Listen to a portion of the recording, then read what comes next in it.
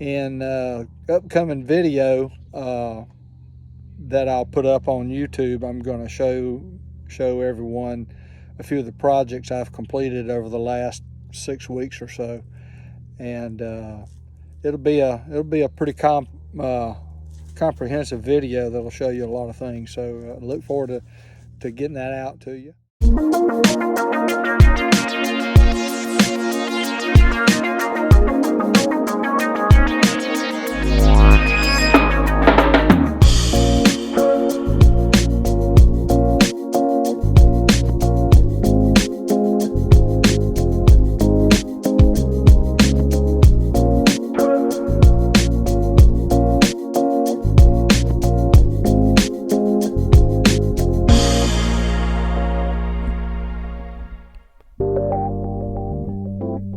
Well, evidently the life expectancy of a dinghy in Florida is not very long, and we had to replace our old one with this new West Marine 9-foot aluminum floor dinghy. We have christened her Baby Grand.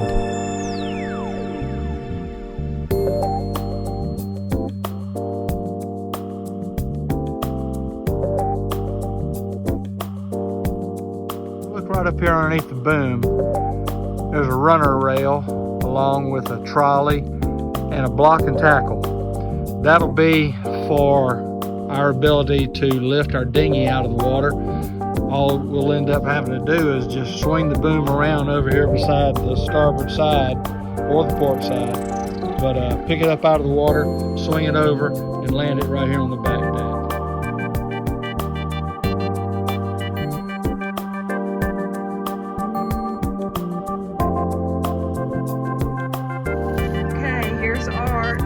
Our dinghy in the water, and he's going to hoist it up and put it back up on the boat. This is try number 1.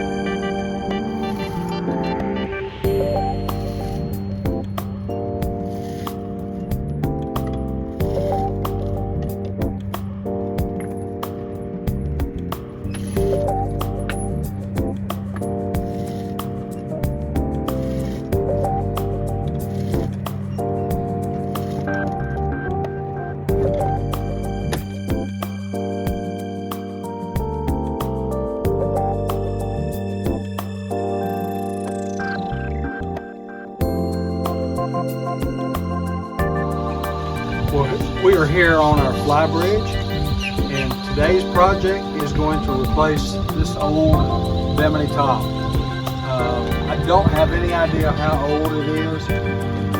It's seen better days. It has a little small sun rot spot right up here, and we just need to do better than this. We've ordered a replacement Bimini, and it has come in, and we're going to replace it. So let's get to it, Sharon.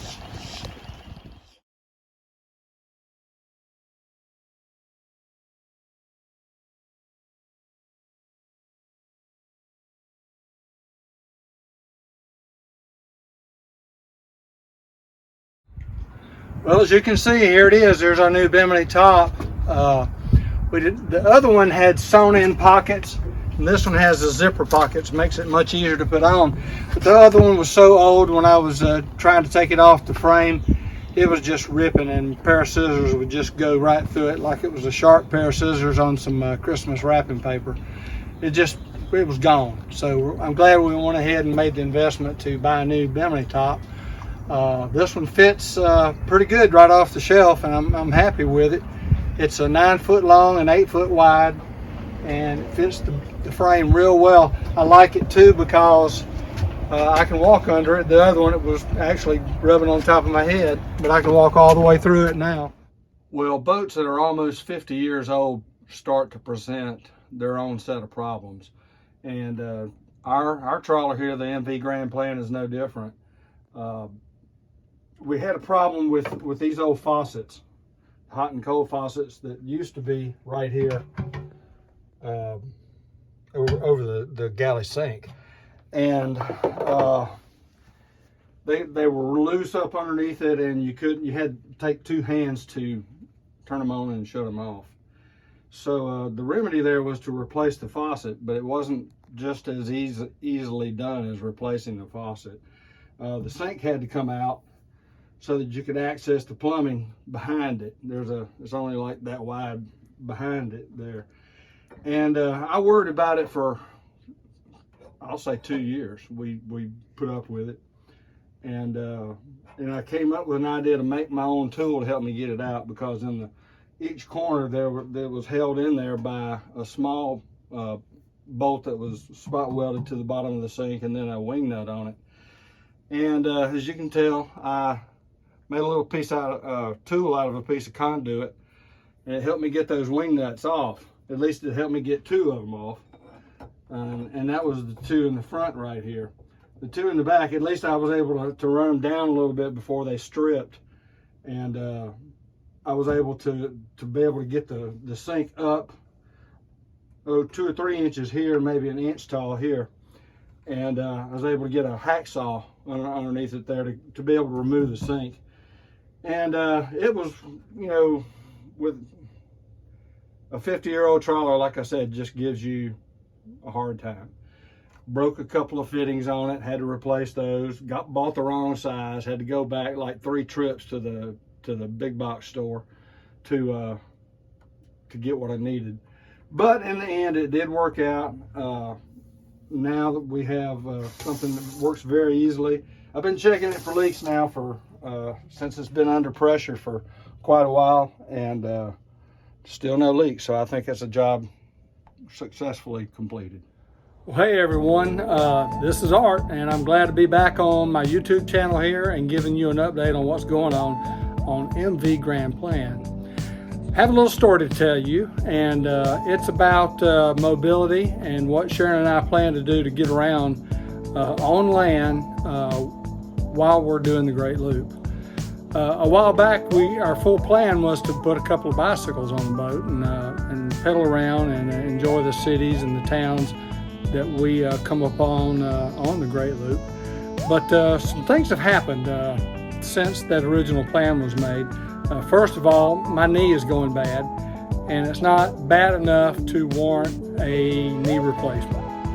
And the time is getting a little bit tight too as well. This is the end of November. Thanksgiving was last week, and there probably is not enough time for a surgery, even if I qualified for it right now, and for rehab before we try to shove off the end of March of 2022. So that's not in my plan to be able to ride a bicycle. And Sharon has come up with a problem on her heel, on her left heel, which prohibits her from doing a lot of walking, which she loves to do. But that's just not going to work. So we started looking into the electric bicycles, thinking, well, that might be an alternative, until I looked at the price list of those things. And the ones I was looking at were $1,300, $1,400 each. That really don't make my budget very happy. So started looking around, and look what I found right here in this box. You see right here on my workbench. In that box is a 2-cycle engine that adapts to a motorcycle kit. And right down here, I have Sharon's bicycle right there that I'm going to try to put it on. And if it works for hers and it turns out pretty good, I'm going to order one for me and put it on my bicycle, which is almost identical to this. So I'm going to try to film a little bit of this as I go along. It might be a good option for you folks too out there that are looking for a way to get around on the loop. So we'll try to film some segments of this as we go and put it up on the channel, and hope you learn from it, and hope I don't screw things up, okay?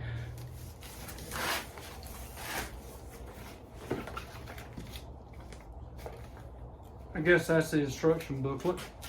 Has a nice landscape scene on it.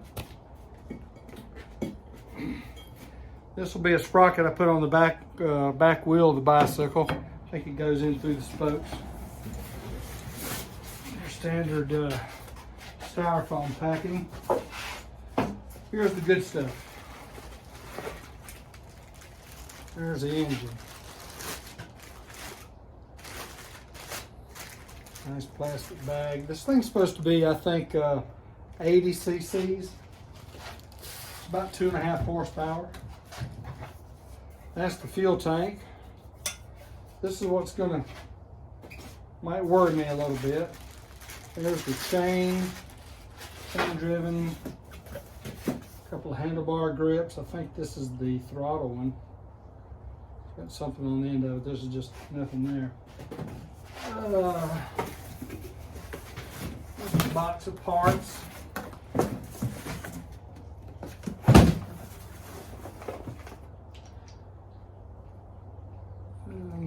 It's some type of throttle or brake, cable, carburetor. I don't know what that is. But the nuts and bolts, adapters. I don't know what that is. I think that might be the gas cap. That's one of the brackets that'll mount the engine. There's another cable, throttle cable, I think. Cable tensioner, a cool chrome muffler. I think these are chain guards.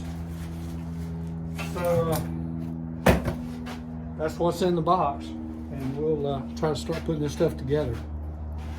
Well, it only took a few minutes to build a little bicycle stand that'll hold this this bicycle up here as I try to work on it, and I won't have to be stooping over on it and making my back ache and first one thing and another. But well, as you see, I have the drive sprocket attached to the rear wheel, and as I was taking this coaster brake lever off, I didn't think I was going to have enough clearance after I tightened down the sprocket, and I'm right, it just barely does touch it right here, and it'll touch it on every one of them.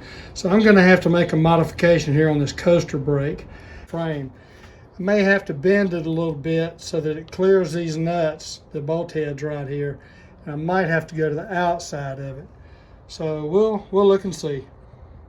Well, that worked out fairly well. I had to put some heat on it to bend it, and it still doesn't clear right here, but I believe it's something I can work with. And my coaster brake does not interfere with any of it, so I think I'm about good there now to move on to the engine. There's the engine, kind of set in there about where I think it'll go.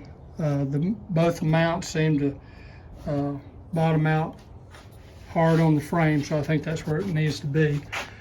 And we'll see what goes on next. Well, it's day 2, and got a lot done on this little project yesterday, and ran into a couple of engineering snafus.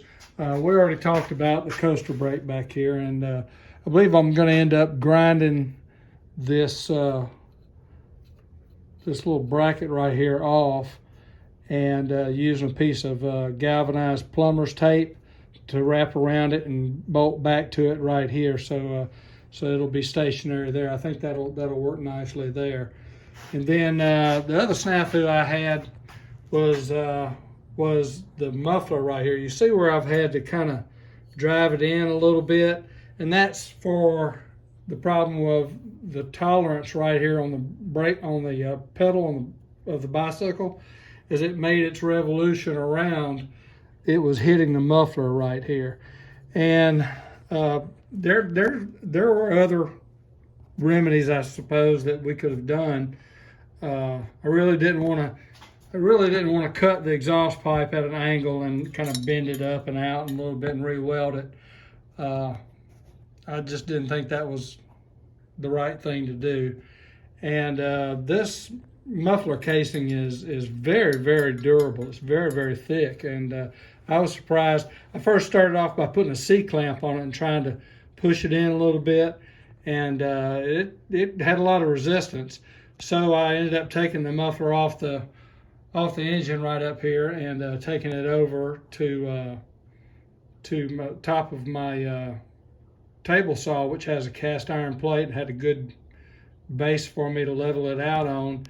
And I hit it a few times with a ball peen hammer, and with a machine hammer, and it started giving like I wanted it to. It's not quite where I want it to be. I think I'm gonna have to take it off and do just a little bit more on that.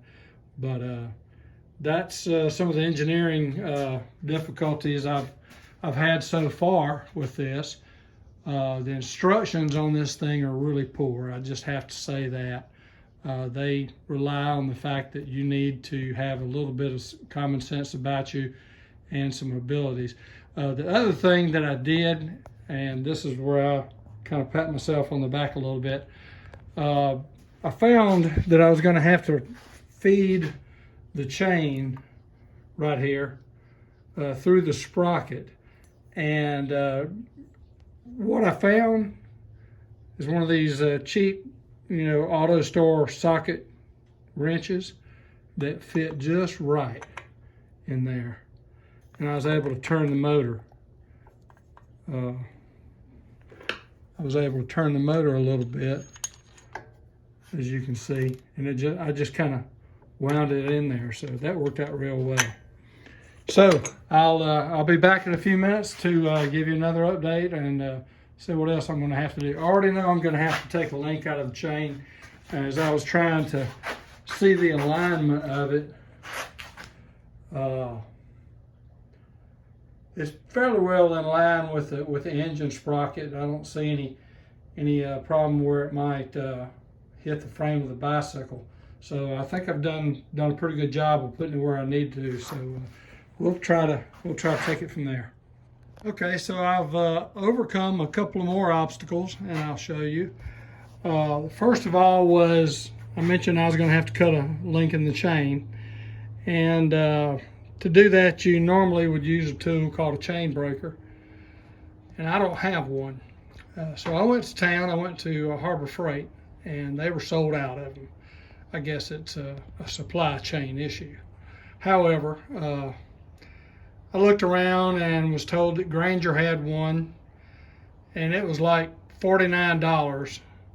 I went to Northern Tool, and they did not have one. And I just couldn't see going back to Grainger to buy a $49 tool that I've never had to have before, and I was only going to have this one time. So I decided I would just come in, and I found the link that I wanted to change out, and I just took a grinding wheel and knocked off the head of that peened rivet right there, knocked it through, put my my master link in it, and there it is. So that worked out pretty good.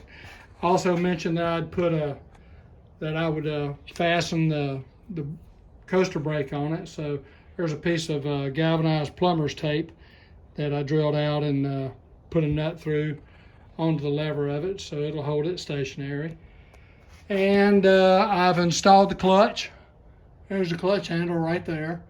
And the cable's a bit long. I ended up just wrapping it around an extra time around the stem of the handlebars, and it comes all the way back to right here.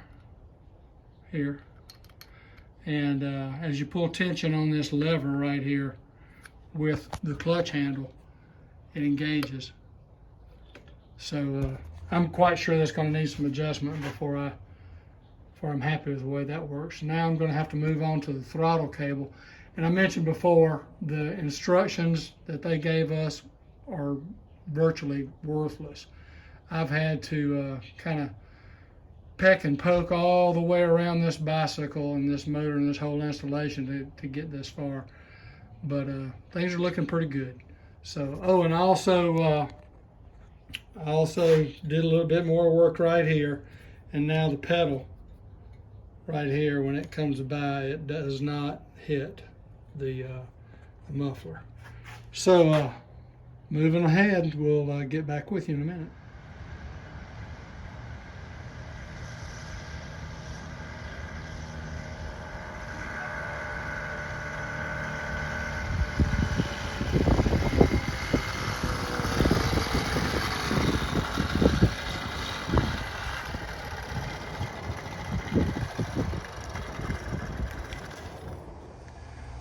Well, there's the finished bike, folks.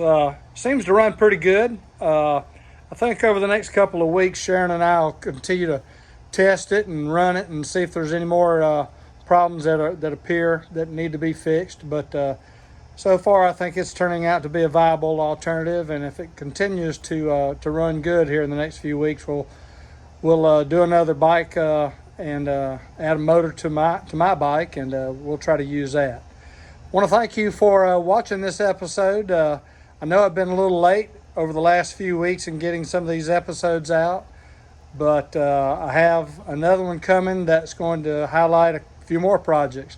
So look for that in the next few weeks. Thanks for watching MV Grand Plan.